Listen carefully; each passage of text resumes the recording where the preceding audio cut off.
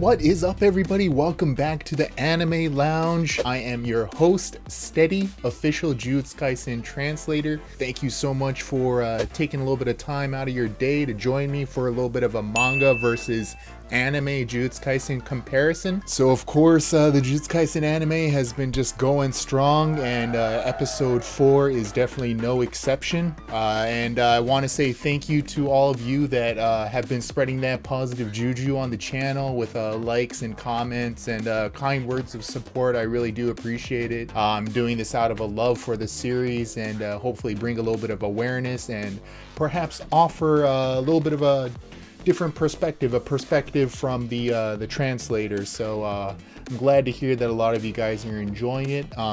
Also, a little bit of a disclaimer: if you are an anime only person, please be advised that I will be dipping into manga content a little bit here and there. I'll try to keep it down to a minimum, but a little bit of a disclaimer nonetheless. So episode 4 has brought us chapters 6, 7, and about 3/4, more like 4/5 chapters of chapter 8 as well. So like 2 and 4/5 chapters. So it's episode 4 has definitely picked up the pace. The last couple of episodes have only covered like two chapters each, and episode 1 was only chapter 1. You know, usually the first chapter of a series is kind of an extra long one anyway. So it's interesting to see, but I'll get into a little bit more details. I just want to say, hope you're ready. Hope you got something to drink, got a little bit of water. Hope you got something to drink, maybe a little bit of a snack. Episode 4,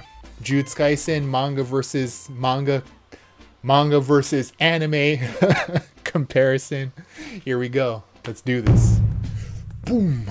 All right, so we are here for episode 4. Like I mentioned before, it is covering chapters 6, 7, and pretty much just a few pages short of the end of chapter 8. So it's which I think was very a wise decision considering the content. There is a lot of kind of sitting and talking and stuff too, but of course a lot of action as well towards the latter half of the episode. So I'm glad that they kind of got into that. But things are very much getting serious.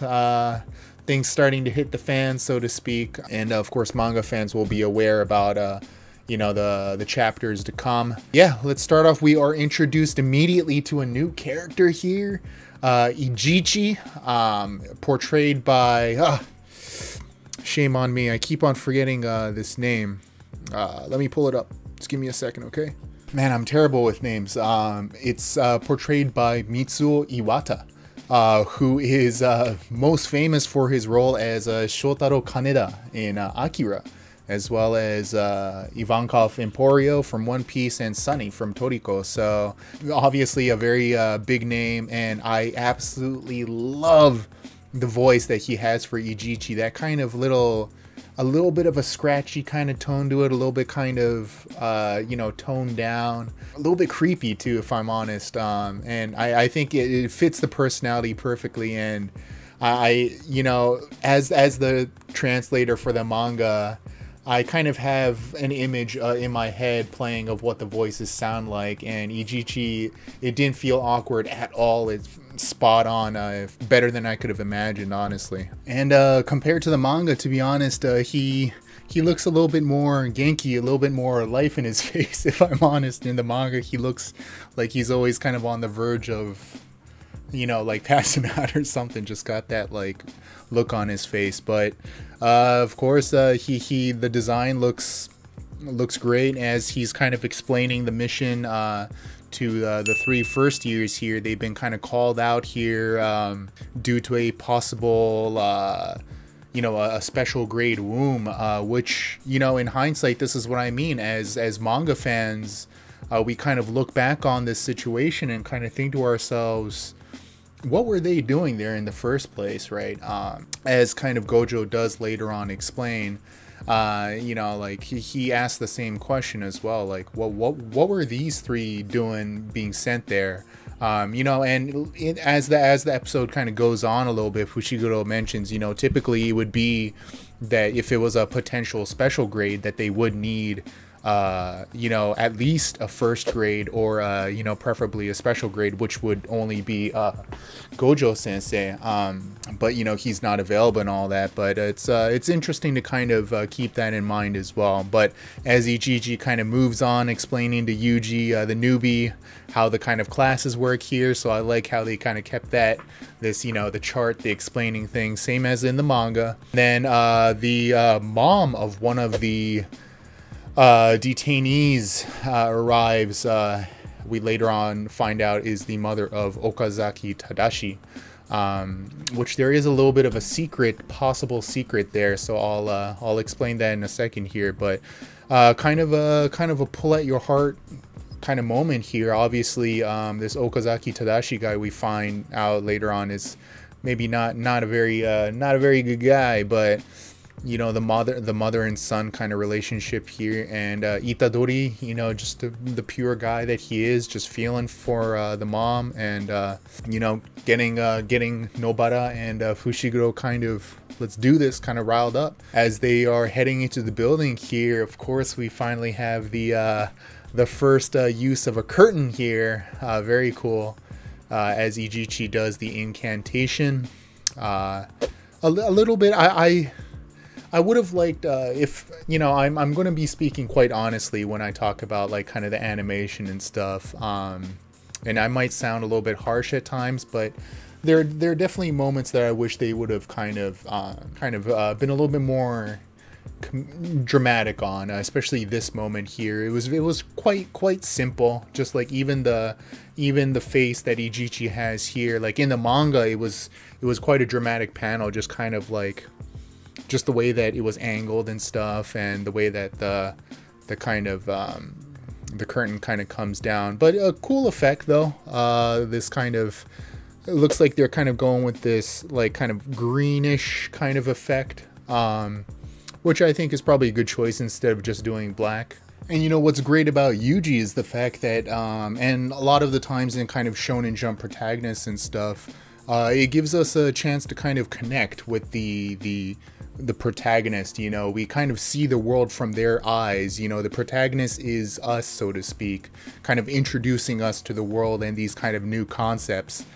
You know, meanwhile, you have people like Fushiguro and Nobara who are like, who's this newbie, you know? So it's kind of nice. It's very much a tactic, which kind of allows the reader to really kind of feel like they're in the world, so to speak, to a certain degree, right? If all three of these characters were experts, you know, all of a sudden we feel like we're watching them. We're not in there necessarily or able to connect to them. And then, you know, you connect on Yuji in that way, but then you connect with Megumi and Nobara in kind of their own ways as well. But yeah, as the curtain's coming down and things are still kind of fine and dandy, as Fushiguro, you know, mentions, we'll be good because we got the white divine dog here and the symbol on its head, which if you are if you're caught up with the manga and stuff and you haven't seen my video yet on the Fushiguro kind of secret power theory,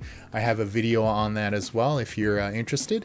But yeah, they head into the building and immediately this kind of, obviously this big structure comes about, and they're, you know, confused as to what's going on. And this is kind of this is what is referred to as an innate domain. It's a concept which I don't want to get too deep into here, maybe later on, once we get later into the series. But Fushiguro immediately recognizes that this is trouble. And then, you know, they turn around, they see that the entrance that they came in is all different. And I like the face here by Nobara, kind of like, oh, what's going on? And then, you know, I was hoping that they were going to do this in the manga. One of my favorite scenes in the early manga is when they kind of doing their little dance, like, oh, what to do, we're kind of in trouble. And they did it here with the anime as well. They even got the Matsuri festival kind of lights going on. And then it's followed up immediately by this, oh, is that right? Kind of you know, for the dog, and as they're doing the ruffling him up, and I love the face here on the dog, just like in the manga. And then, you know, Nobara is saying, bring all the jerky you got. And then of course it's kind of followed up by a little sentimental moment. Fushiguro obviously has his own kind of inner battles as well, and the words that Yuji tells him, saying that, hey, you've been you know, you're a reliable guy and this and that, you know, you can see that kind of make him happy. Fushiguro doesn't really show it as much, but although Fushiguro definitely in that respect gets a lot better, I would say.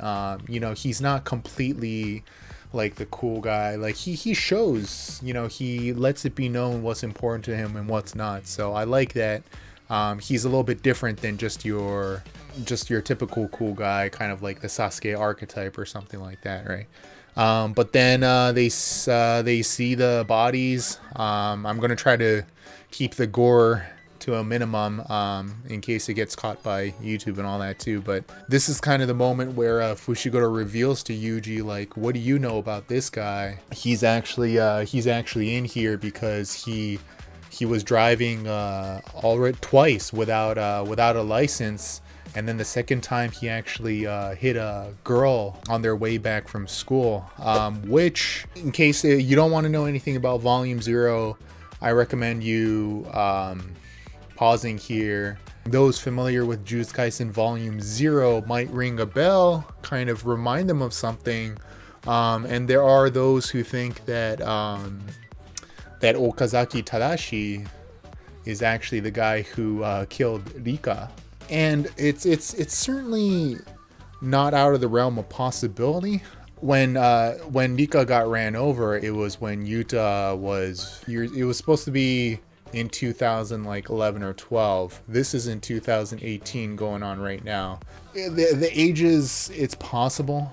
It's a question of whether Okazaki Tadashi has been in this place for that long. Like, it's basically murder. I don't know if he would just be in a juvenile detention center just like that. But plus this is in Tokyo and Rika got ran over in Sendai. So, but you know, who knows? It's certainly possible.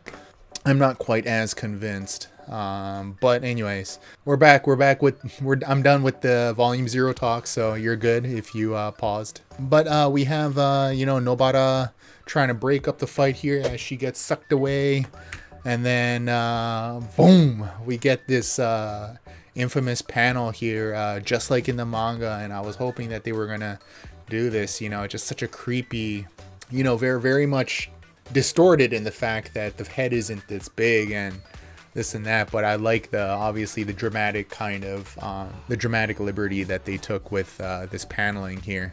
As we kind of switch sideways to Nobara, and kind of similarly, just like in the manga, we have all these kind of creepy masks and faces and then eyes kind of looking at her. So still very much true to that. And then we kind of flash forward a little bit. We get Fushiguro kind of falling down this shaft here as he summons his Nue, which is kind of this reddish brick red kind of color, I guess. But yeah, very cool. It's I don't know why, just kind of in the manga I had it in my head that it was more kind of like a cream yellowish kind of color, like maybe a sandish kind of color. But hey, yeah, no, it looks cool. It looks absolutely cool. It's so cool seeing it come to life, moving. You know, we're very familiar with Nue as manga readers, so it's cool to see it come to life like that. But then we kind of switch, kind of flash back again to Fushiguro and Itadori trying to stay alive at this point against the special grade. And the special grade, even, you know, he shoots this cursed energy, and then Fushiguro makes the remark that this isn't a cursed technique, that this is just pure cursed energy, which is, you know, that's bad. that means that it is strong, that it doesn't even have to use like a cursed technique or anything, that it's just that this is just like a punch for it, and it's this explosive. Of course freaks out Fushiguro, and then you know, Yuji telling Fushiguro, just, dude, you got to find a way out of here, find Nobara and then give me the signal, and then I'll bust out Sukuna as we kind of flash forward again to Fushiguro running here. And then I like the way that the Divine Dog Black kind of comes through the wall here, now that the white one is, oh, rip. But then we kind of switch over to Nobara. You know, she kind of reveals that she only has one nail left, and then as she's kind of standing on a pile of curses here, but she's certainly out of ammo. But then we switch back to the Yuji versus special grade fight here, and then I love the kind of effects that they use here with the special grade curse. She's just kind of releasing this like energy. It's kind of weird, you know, especially with how we're kind of more familiar with what cursed energy is kind of about and how it's utilized. You kind of look back on this scene now, and again, this is why I love watching the anime as a manga fan. You're like, what is he even like doing here? This seems like something more out of something like Dragon Ball or something like that, right? But the way that they kind of use the colors here and stuff too is cool, as Yuji, you know, trying to do what he can. And you know, it's interesting because, you know, in the opening, you know, the opening song, we have the animation and we have Yuji, and I think a lot of people perhaps mistook the opening as the level of quality of animation that we're going to get in the actual episodes. Not to say that what we're seeing here is bad or anything, but it's certainly not like the way that they had this scene in the opening was like that was like top notch, of course, but you're not going to have that consistently, right? And I guess maybe it's a good time to kind of mention as well, I think, and maybe I'm again being a little bit too harsh, there are some moments where I definitely feel like that looks a little janky, the way that the animation is kind of done. And I get it that, you know, animation, it's oftentimes a kind of a battle against the clock too, so you have to kind of prioritize where you put in a lot of the kind of the work and the time and stuff too, and you have some of the scenes you just have to kind of crank them out. I would like them to show a little bit more, because especially I think we were just spoiled with like episodes 1 and 2 and 3 as well. I think there were a couple moments in this episode that dipped a little bit, but I'm not going to get too deep into it. But then we kind of flash over to Nobara again, and of course the famous scene where she's kind of pointing at the curse saying, hey, I remember your face, I'm gonna curse you in the afterlife, as she's kind of being hung upside down. And then Fushiguro comes in for the rescue with the giant serpent, which is white. You know, it's in the manga, it's kind of a guess as to what color it is. You know, maybe it's green, maybe it's red, I don't know, but it's white. Surprise, surprise. And then Fushiguro snatches Nobara away, and of course the famous scene where Nobara is kind of just sitting in the toad here, again with the symbol clearly on its stomach. And the toad is green, so that's not a weird color, I guess. And nobody mentioning how she doesn't like frogs. But then of course we switch back to Yuji here, who I've got to say that this scene was really well done by the voice actor Junya Enoki. He really kind of brought out that pain and kind of the struggle that Yuji is going through. You know, all of a sudden things are very real. You know, up until now it was just kind of like almost, even for the reader too, it's kind of gives us a reality check. You know, we kind of watch it and it's like, oh, this is fun, like he's going to kind of like Harry Potter, you know, kind of like he's just going to go a school of magic and sorcery and this and that, but you're like, no, this is about life and death here. So I like the way that Junya Enoki really kind of brought out that pain and struggle as well. But then Yuji kind of trying to come in with and the cool effect here with the cursed energy. So his is kind of red, right? Whereas Nobara's was green. I don't know if they're going to have like different colors for different characters or if it really matters, but maybe Fushiguro will kind of have his own color. You know, as Yuji's kind of fighting the special grade here, we hear the wolf howling as he turns into Sukuna, right? And then Sukuna, of course, like this special grade is nothing to him. And I love the way that, you know, just like in the manga, he kind of puts his hand on the shoulder, and this little scene where he's kind of thinking to himself here, like, what's the best way to make life miserable for these kids?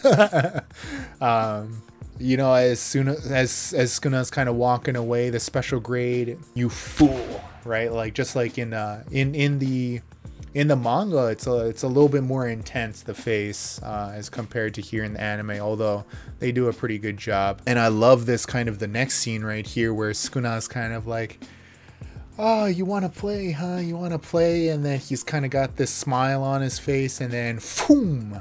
This, you know, obviously kind of in anime, this is, you can do it, but not in manga. You can't represent it as well. And then you have kind of the, and then the famous kind of scene where Sukuna is just kind of coming right at the special grade's face here. So very much the same panel as in the manga, as they're kind of now, he's kind of stomping on him and they're falling. And then we kind of switch to the outside here, where Fushiguro is now talking to Ijichi, who has Nobara in the back seat. So Nobara has been rescued. And then, you know, I like the face that Ijichi has here, kind of, you know, like, oh, I'm useless. In the manga, though, I remember this distinctively because in the manga, they have the speech bubble actually piercing Ijichi's kind of head, like, oh, shock. It was like either his head or his heart or something, kind of like representing that shock that Ijichi feels. And then we switch back into inside the building, and then Sukuna, I love this, you know, kind of like me and this insect, you know, we're both classified as special grade. Can you believe it? And then the infamous the domain expansion. So we get our first look at domain expansion in anime form. Very cool. You know, Sukuna kind of doing his malevolent shrine here. And we get a little bit of kind of flair with kind of this mysterious kind of eyes, perhaps representing Sukuna with kind of the multiple eyes. And then there's very, very cool panel of kind of the reflection. So technically speaking, it's upside down. You know, and if you look closely, maybe you'll notice that actually, so in the real world, right? You have Sukuna still dressed in the Yuji school uniform inside the building, you know, that kind of green aesthetic. And then now on the top side, which is technically kind of a reflection, I guess, you have Sukuna in his kimono, which we'll kind of find out in kind of the next couple well, probably next episode, we'll see Sukuna kind of in this kimono form, in this kind of red background. So obviously very, very cool contrasting colors, red and green, obviously kind of complementary colors. So a very cool one shot here. Yeah, and then you know, Sukuna commenting that I was trying to just slice you into 3. Man, you're so weak that slice you into multiple pieces here. As he takes the finger out, and then he and then, you know, in the manga it just kind of poofs, but in the anime they've really kind of gone cool with a lot more flair here. It kind of like almost kind of bursts into flames. So cool little effect there. Because we see that a lot with the curses, because like in the last episode when Nobara exercised that curse that was jumping out of the building, it was a little bit more just kind of like smoke like. So maybe stronger the curse, the more kind of like boom it is. But then our kind of last scene here is of Sukuna realizing that Yuji is not able to take the body back, and then we get this smile, right? Which in the manga is, in the manga they kind of have his face like but in the anime here is just kind of a little bit of a kind of creative liberty here, and really this kind of pronounced fang and stuff. So cool. Yeah, very cool. And this is basically 2 or 3 pages short of the end of chapter 8. So like I mentioned at the beginning of the video, episode 4 has taken us through chapters 6, 7, and almost all the way all through chapter 8 as well. So at this point, we've actually, this is where, yeah, I think we have actually already gone through volume 1. Hold on. So yeah, here I've got volume 1. If you're looking to support, I have it in the description as well, by the way. Oh no, yeah, because volume 1 ends where Sukuna actually, where Yuji turns into Sukuna, where the howl happens. So we've actually gotten through volume 1 already a few minutes ago. So we're actually already in volume 2 territory here. So yeah, it's and I think episode 5 will probably be taking us, you know, just the last couple of pages of chapter 8 is probably going to take us through, based on the previews that I've seen of, you know, preview shots that they have on the website of episode 5. It'll probably be taking us through chapters 9, 10, and 11 maybe. So we're definitely kind of picking up the pace.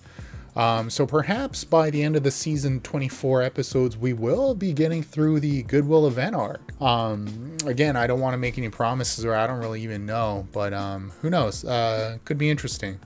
Yeah, that's where the episode ends, but then we're kind of treated to another little bonus extra here of Ijichi, you know, talking, and he's always kind of bowing on the, and you see this a lot in Japan, you know, and then Nobara kind of commenting, and Fushiguro doesn't care on the right, he's just like, who cares?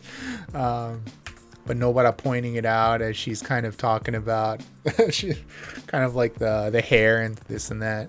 And then mentioning how Yuji is kind of a wanderer when he talks on the phone, which I'm very much like that too. I'm always pacing. And then Yujichi, although I never see anyone now, the, you know, the smartphones that we have now, I don't think I ever seen anyone talking like that anymore. You used to see it when you have, you know, just like a regular handle phone. But Megumi does it. He's good. Yuji, he's good. And then nobody just relatable, you know, and then no, the screen. That's why you got to get a case with the rubber bumpers, like I do.